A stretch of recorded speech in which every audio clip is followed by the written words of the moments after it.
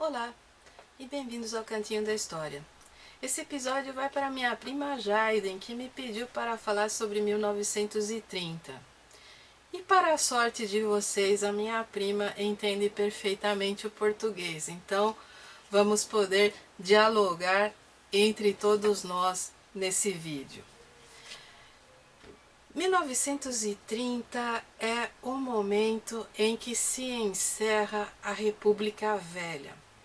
A República Velha é um marco cronológico estabelecido entre a proclamação da República e o ano de 1930, em que ocorre uma migração entre os setores do poder. E há uma longa preparação para esse momento. Eu já falei aqui diversas vezes sobre o caráter violento e ditatorial da República Velha. Não apenas os anos de Floriano Peixoto, em que houve todas aquelas revoltas barbaramente reprimidas, mas também, posteriormente, Prudente de Moraes e vários outros presidentes civis enfrentaram uma série de levantes populares em vários setores. Nós temos levantes religiosos como o Canudos e o Contestado, nós temos levantes civis como a Revolta da Vacina, nós temos levantes militares como a Revolta da Chibata, e todos eles voltados para questionar o caráter arbitrário e autoritário das administrações republicanas.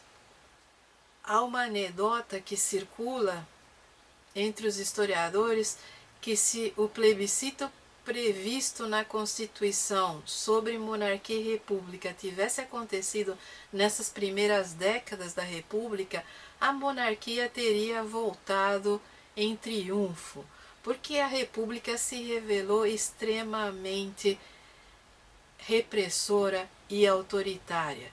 E não apenas isso, há a questão dos grupos de poder.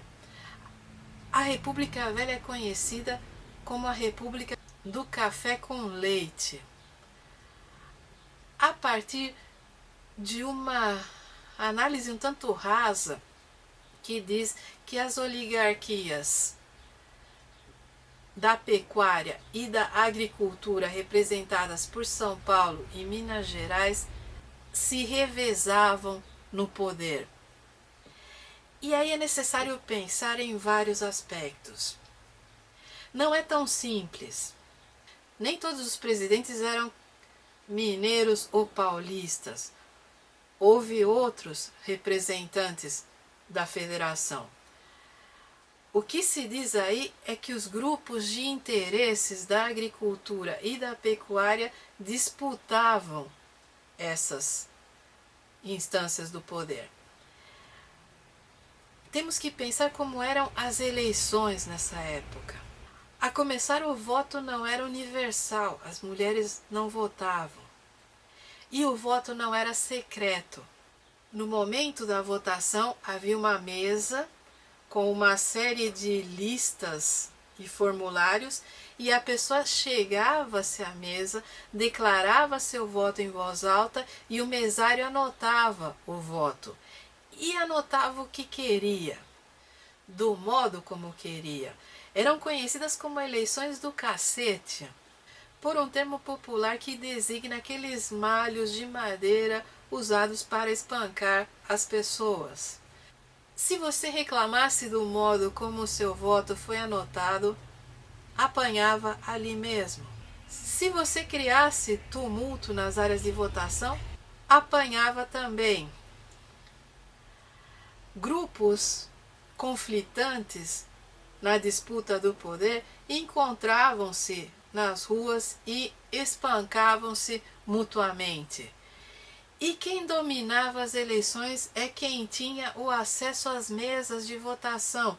É no momento em que se determinam os mesários e quem vão ser seus assistentes que se sabe quem vai ganhar a eleição. Eram eleições totalmente ridículas do ponto de vista da modernidade republicana e democrática. Os dois grupos que se digladiavam no poder, mas que no fundo colaboravam mutuamente, que eram as oligarquias da agricultura e da pecuária, fechavam os olhos para outros grupos sociais. E é por isso que entre as revoltas populares desse momento houve a greve geral de 1917, houve uma série de levantes que ficou conhecida como o tenentismo, que era a manifestação das classes médias urbanas dentro dos quadros militares e também dentro daquela sociedade que não tem qualquer representatividade nesse regime. O que acontece em 1930? Houve uma revolta em 1924, encabeçada pelos tenentes, houve perseguições, o equilíbrio entre as oligarquias da pecuária e da agricultura já não é tão presente, porque a oligarquia paulista, que é a que representa o café, já começou a migrar seus capitais para as áreas urbanas e está participando ativamente dessa primeira industrialização que ocorre no Brasil. Então, ela passa a tomar uma feição mais urbana e a atender a uma série de interesses maior. Mas ainda assim é uma oligarquia. Do ponto de vista em que as duas se separam e não conseguem manter o seu acordo para o revezamento no poder, surge o grupo dos tenentes e passa a atuar como interlocutor nessa briga. E o que acontece é que, na esteira desse movimento tenentista, Getúlio Vargas toma o poder e passa a desmontar de uma maneira bastante assertiva num primeiro momento os núcleos de poder dessas oligarquias. Há uma perseguição medonha aos coronéis da agricultura no Nordeste, por exemplo. Há um cerceamento e a intervenção em São Paulo a partir de 32. E aí entra uma outra questão. 32 é ensinado nos outros estados do Brasil como se fosse uma revolta separatista, mas nunca foi isso. Aqui em São Paulo, o que se brigava, e até hoje nós aprendemos isso na escola, é por uma Constituição. Getúlio Vargas tomou o poder e rasgou as malhas da institucionalidade. Começou a estabelecer pactos sociais diferentes, mas também começou a passar por cima das estruturas legais existentes. O que se queria num primeiro momento era uma constituição para que essas oligarquias que haviam sido afastadas do poder tivessem um meio institucional de retornar a ele. E Getúlio Vargas não era bobo, ele reprimiu 32 de uma maneira violenta e absurda, houve bombardeios, aqui houve uma guerra, e muitos outros estados do Brasil se recusam a reconhecer isso. Centenas de pessoas morreram nessa guerra aqui em São Paulo. Houve bombardeios, houve combates, e uma vez vencedor, Vargas nomeou o interventor e esperava-se que ele sufocasse São Paulo totalmente. Mas com o passar do tempo, Vargas percebeu que não poderia governar sem um amplo acordo entre os setores sociais. E foi, nos anos posteriores, restabelecendo o diálogo com as elites e permitindo que a sua mediação, por exemplo, desse os rumos do debate entre o capital e o trabalho, facilitasse algumas das questões para a agricultura e para a pecuária.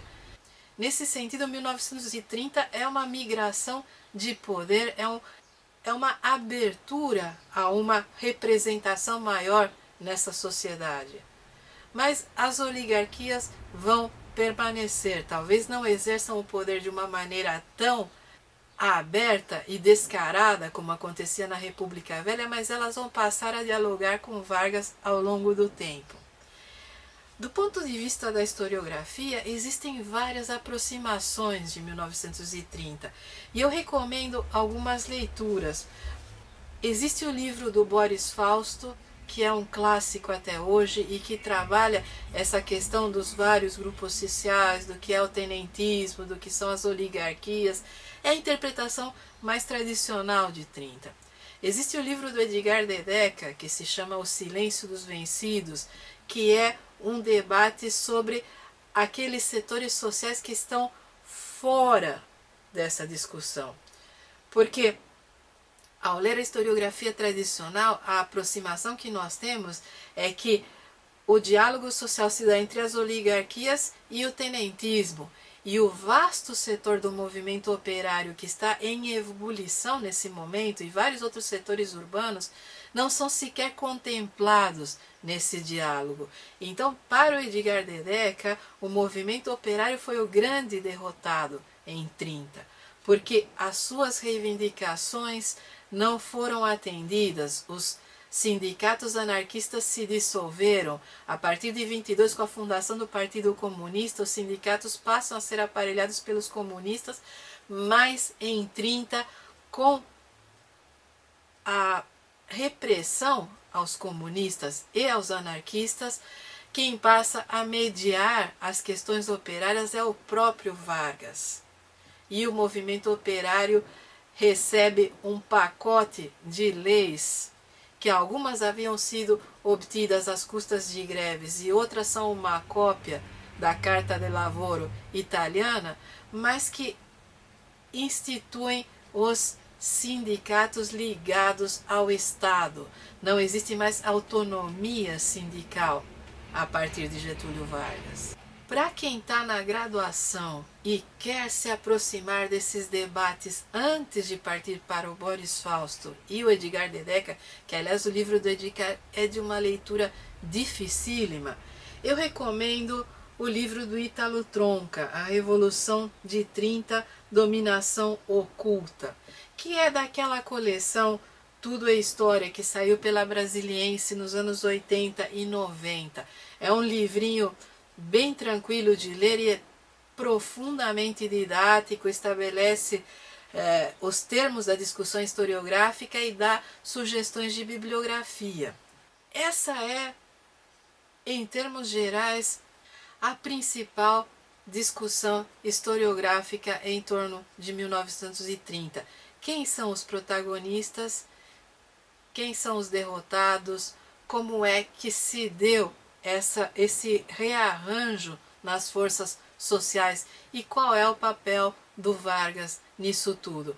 Lendo o Boris Fausto, o Edgar Dedeca e o Ítalo Tronca, dá para ter uma ideia bem minuciosa do que se discutia sobre o assunto nos anos 70 e 80.